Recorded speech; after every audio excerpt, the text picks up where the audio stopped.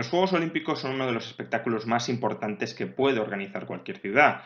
Quizá por eso gran parte de la población le encantaría que su ciudad acogiera unos Juegos Olímpicos. Por eso precisamente Madrid estuvo pujando en diversas ocasiones para convertirse en ciudad anfitriona de los Juegos Olímpicos. Sin embargo, pese a que a muchos les encantaría ser sede de unos Juegos, lo que no está tan claro es si sale económicamente a cuenta. Al fin y al cabo, por mucho que nos entusiasme la idea de ser la sede, los anfitriones de unas Olimpiadas, si a la hora de la verdad nos cuesta un riñón, no tendría mucho sentido que nos lanzáramos a ello de manera absolutamente alocada y de manera absolutamente irracional. Por tanto, ¿salen a cuenta unos Juegos Olímpicos? Bueno, recientemente se ha publicado un estudio de dos economistas, Robert Bade y Victor Matheson, que se llama Going for the Gold, donde estos dos economistas estudian, intentan hacer una especie de saldo económico de la organización de unos Juegos Olímpicos. Y para eso hacen un catálogo de los costes de los Juegos y de los ingresos que se esperan lograr con los Juegos. En cuanto a los costes, es lo más fácil de medir. Los costes básicamente se refieren a las infraestructuras que es necesario, con las que es necesario que cuente una ciudad para acoger unos Juegos Olímpicos. ¿Cuáles son estas infraestructuras? Pues residenciales. El COI exige que la ciudad anfitriona cuente con al menos 40.000 plazas hoteleras para acoger a los potenciales turistas y con una villa olímpica de 15.000 habitaciones, y por tanto todo esto debe ser construido, debe ser provisto, suministrado. A su vez, el COI también exige contar, evidentemente, con instalaciones deportivas adecuadas. ¿Cuáles? Pues estadios, velódromos, piscinas, estaciones de esquí o pistas de patinaje, que además tienen que estar adaptadas a los requerimientos olímpicos. Y por último, también infraestructuras organizativas. Por ejemplo, pues la organización de la ceremonia inaugural y de cierre de los Juegos, o también contar con la adecuada seguridad, las adecuadas garantías de seguridad durante el periodo en el que se celebran los Juegos.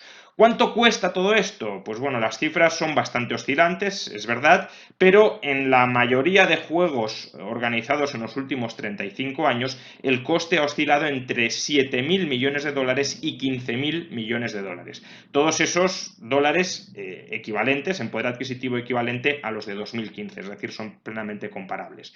Por tanto, entre 7.000 y 15.000 millones de dólares cuesta a una ciudad, le cuesta a una ciudad organizar los Juegos Olímpicos. Aunque, como digo, el coste es muy variable. ¿Por qué? Porque, por ejemplo, los Juegos de Los Ángeles, que fueron los más baratos de los últimos 35 años, costaron apenas 1.000 millones de dólares, y sin embargo los Juegos de Pekín costaron 45.000 millones de dólares. Bien, pero podemos tomar la cifra entre 7.000 y 15.000 como una cifra aproximada de costes. Pero ¿cuánto recibe a modo de ingresos una ciudad por celebrar los Juegos Olímpicos?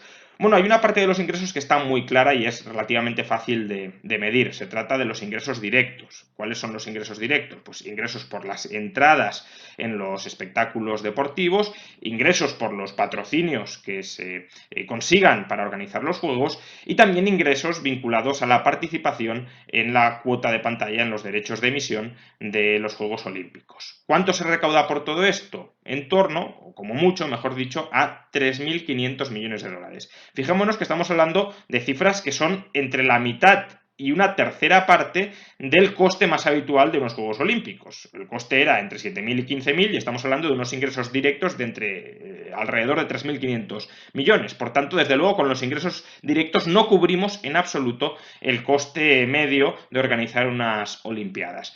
Pero evidentemente también hay otra serie de ingresos indirectos que son más difíciles de estimar y que en la literatura pues se han ido extendiendo para justificar casi cualquier organización de los Juegos.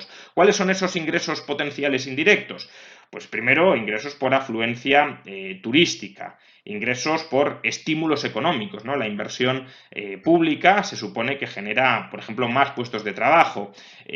Luego también la utilidad, las ventajas de crear instalaciones deportivas que aprovecharán las generaciones futuras. Y por último, y quizá de manera más significativa, el posicionamiento internacional que logra una ciudad por organizar los Juegos.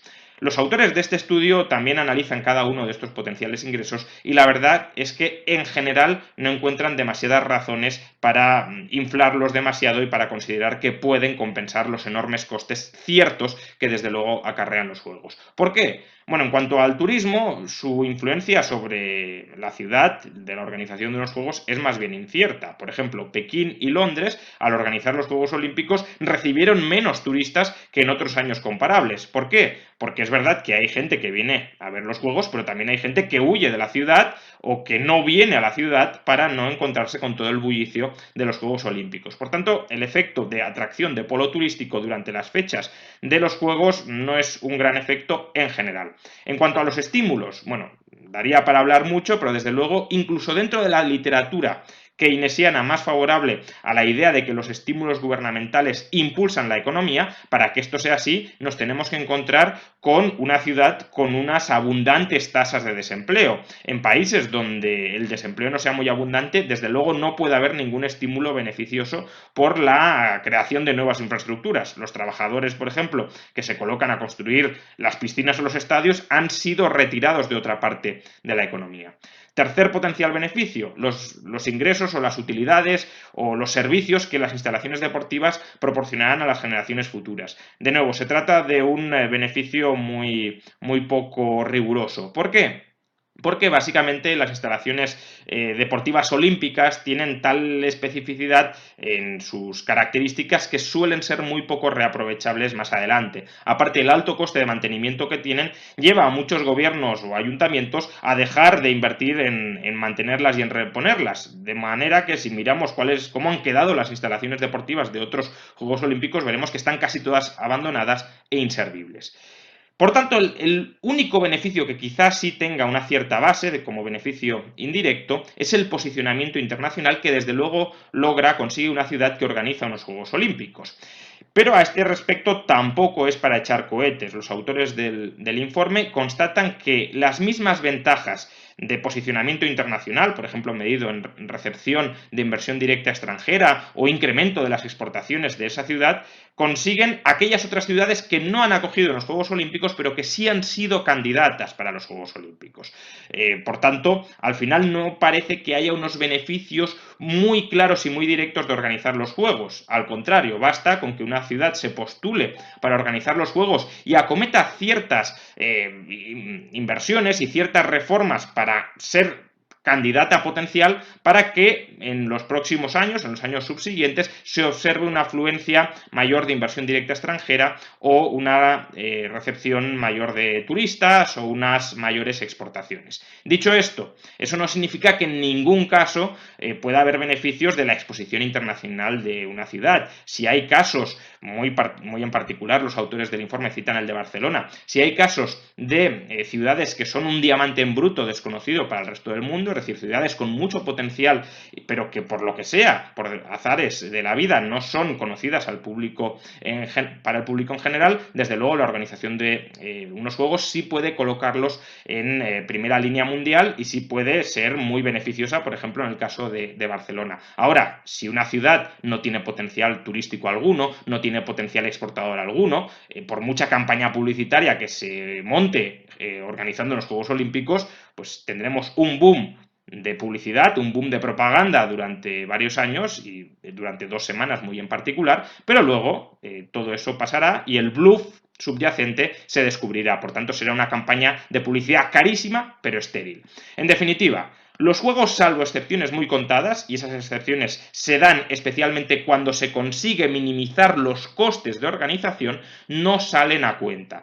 ¿Cómo podemos conseguir que los juegos en el futuro salgan a cuenta? Despolitizándolos absolutamente. A día de hoy los costes de los juegos están inflados por 2 causas. Una, el COI pide todo lo que puede pedir y más, y los políticos locales, como no juegan su dinero, como no invierten su dinero, les conceden todo lo que piden para ser agraciadas con la candidatura a organizar los Juegos. Como consecuencia, se monta una burbuja olímpica que solo hace que inflar los costes una y otra vez. Justamente los Juegos de Los Ángeles fueron los más baratos de los últimos 35 años porque Los Ángeles fue la única ciudad que se postuló a organizarlos y por tanto pudo imponerle al COI todas las condiciones que quiso para minimizar los costes. Tenemos que lograr esto, que los Juegos Olímpicos no estén politizados, que no dependan su organización de los políticos locales de turno y que los políticos locales de turno no inviertan el dinero de los contribuyentes. Los Juegos Olímpicos deben ser organizados por la sociedad civil, por los empresarios y deben ser organizados con vistas a rentabilizarlos, no con vistas a hundir el dinero de los contribuyentes. Solo así conseguiremos salvar las Olimpiadas de la ruina política en la que durante las últimas décadas se han terminado convirtiendo.